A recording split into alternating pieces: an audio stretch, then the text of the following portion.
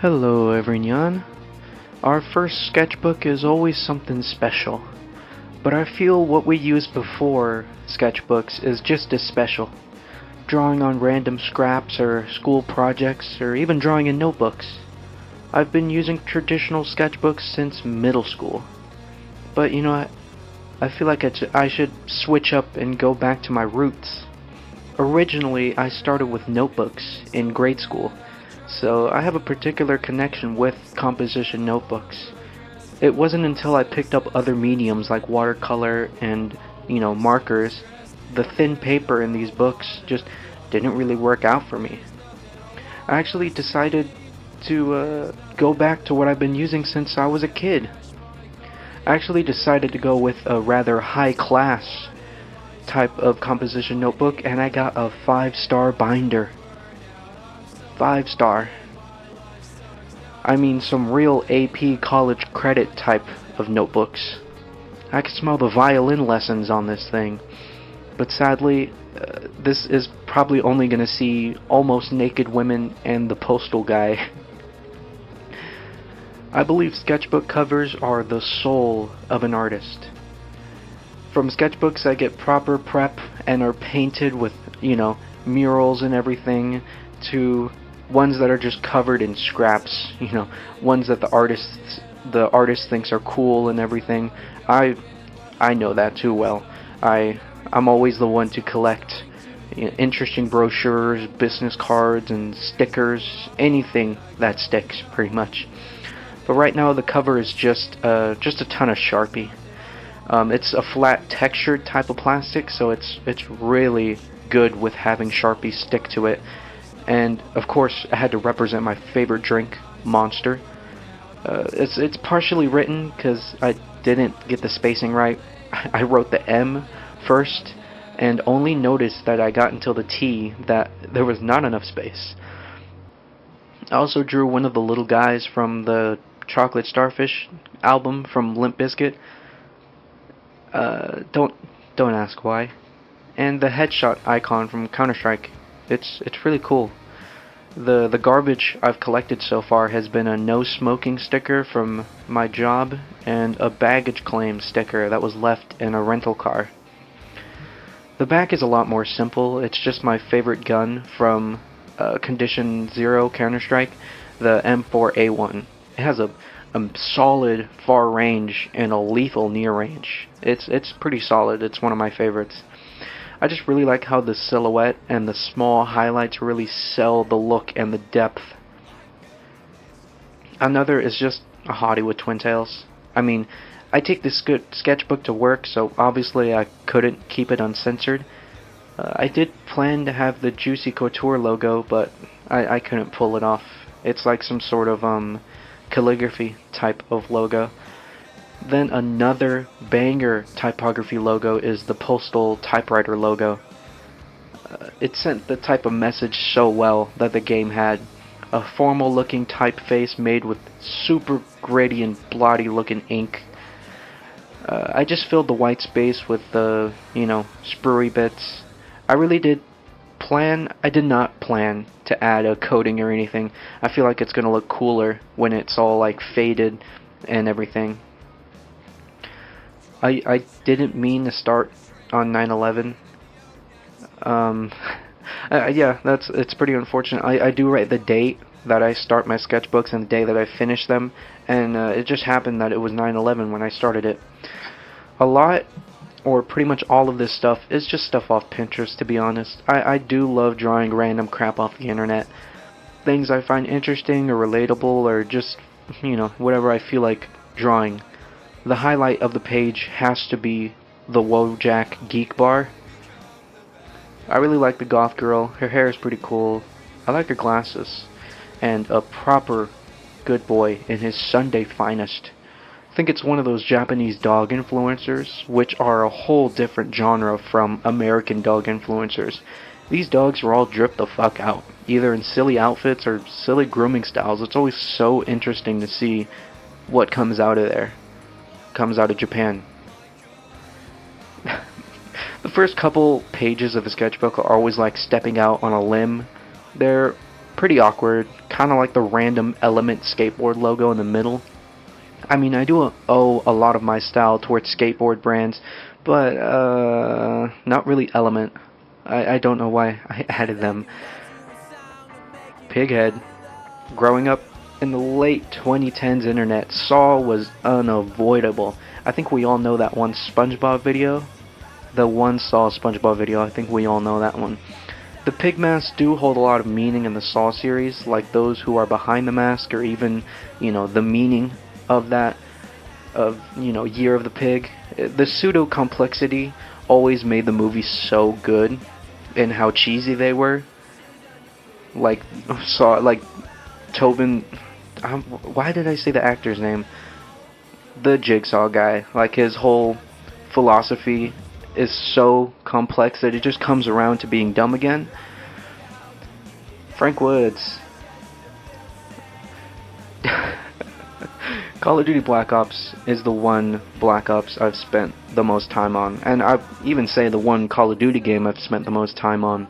I had it for the Xbox and then the PS Triple, and I played it up until 2019.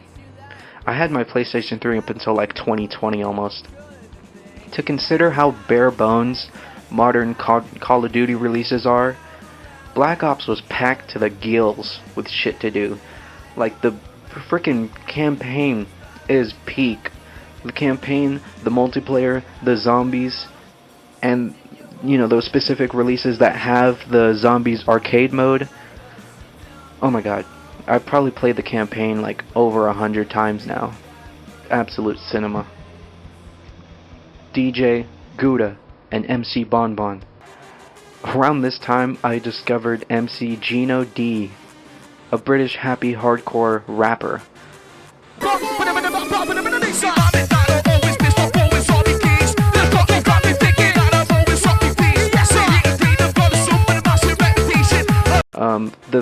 The genre is more specific, Machina, a genre with roots in Spanish artists. If you like hardcore and gabber, I massively recommend a Machina mix.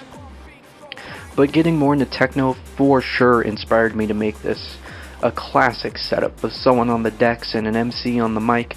It's such a unique style of rapid lyrics. I could only imagine a rabbit being able to keep up. And since Machina is such a super bouncy style, it's just a perfect pick. I'm an audio nerd, so it's always fun to draw audio equipment, even if it's the boring black squares that are the norm at raves. It's always interesting to see festival and live show audio systems and how they change throughout time. The whole piece is super cool. It almost took me the full day to draw, since it was a busy day and it was a pretty big piece. And around this time, Charlie Kirk died. I mean, I do see it as a horrendous act of political violence, but it's quite the luck that it happened to Charlie Kirk.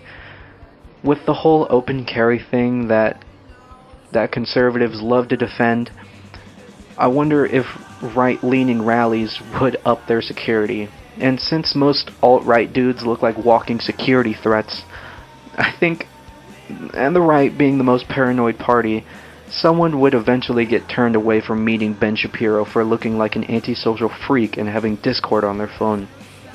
I mean, public safety is so woke. I mean, people want freedom right until your party is the cause of most mass shootings. Most, if not all, let's be honest. Alright. No more politics bullshit. Where are the bad bitches at? Pretty unfortunate, the marker bled through. That's the name of the game. I drew this girl with a low crop going on. Such a hot combo with the visible push-up bra. I mean, stop playing. I can understand why women's fashion turned away from this, considering the big thing is kinda underplaying and using more gender-neutral pieces, and the whole men being creepy thing. I'd imagine it'd keep you from wearing that type of fashion. So sadly, this is just a bedroom mirror fit. I drew another icon of ye old internet, being the Tux Penguin. From being on tech forums, these things were so cool to see. They were almost different every time you saw it, a different variation. It was like a more wholesome version of an NFT. I mean, it was the same template, but every single time it was something different with it. And the bassist from Mudvayne, because he's goated. Just the technique on Dig, that's, my favorite song from them. There's going to be a lot more scraps from here on out.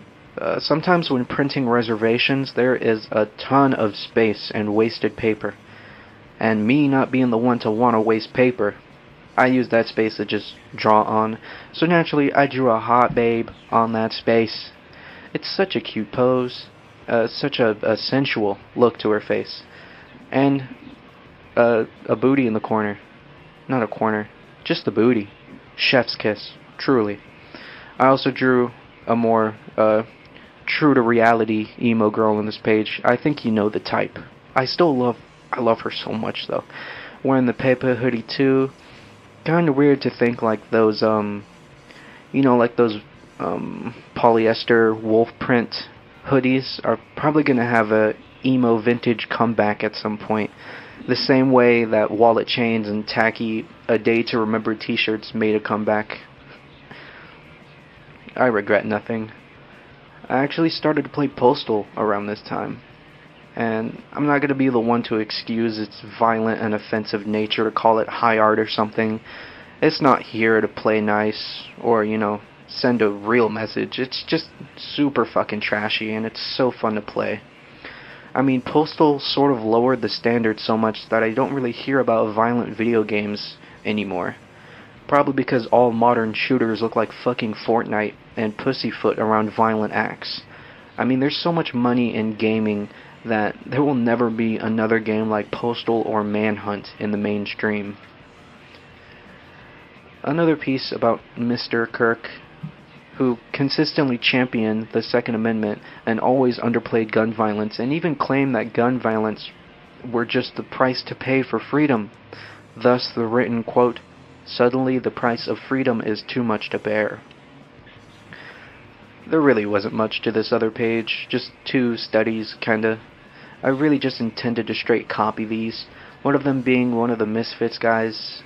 I mean, he looks cool, I don't really care to listen to their music, but they certainly have a style, I'll tell you that much. The other one is just a pinup I drew. The main thing I love old pinups for is their emphasis on smile lines and more natural-looking facial structures. A more womanly body and facial structure, but now that I'm saying that, I sound like those weird guys that are hyper-focused on facial thirds and hunter eyes, so I might consider myself done with talking about women. I was back in my emo girl bag, especially the scary ones. It was some pretty slow days I drew this on, considering they're both full pieces. I have my favorite of the two. I still like this one. It's such a classic pin-up pose. The boots are incredible in this. With the full black and pale skin, it's perfect. It's art. I decided to add the spider because I saw it as a blank space from, her legs being up. I decided it was a good spot to add something, and I wanted one of those spiders, those like fuzzy, scary ones that almost look like a black metal logo, but it came out a little too cute and fuzzy. I should have gone with like a Black Widow or something like that. I took some liberties with the drawing since the boots were super detailed, and I think they would stand out too much and create a ton of tangent lines.